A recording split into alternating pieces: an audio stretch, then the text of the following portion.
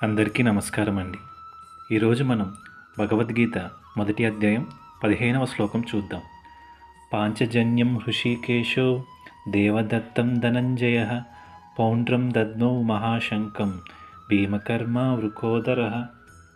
అర్థం: శ్రీకృష్ణ భగవానుడు పాంచజన్యము అనే తన శంఖమును పూరించెను.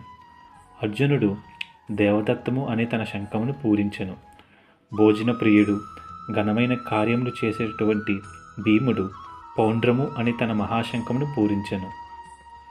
ఈ శ్లోకంలో శ్రీకృష్ణుణ్ణి హృషీకేశ అని సంబోధించారు. హృషీకేశ అంటే ఇంద్రియములకు అధిపతి అని అర్థము. మనకు ఉన్న పంచేంద్రియములు యొక్క శక్తి ఆ కృష్ణ భగవాను నుండే వస్తుంది. అందుకే శ్రీకృష్ణుణ్ణి హృషీకేశ అని కూడా అంటారు.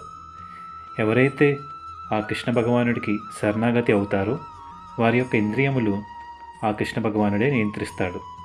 అటువంటి వారికి పాపపుణ్యాలు అంటవు. కేవలం కృష్ణుడి యొక్క పథకం ప్రకారం వారి జీవితం నడుస్తుంది.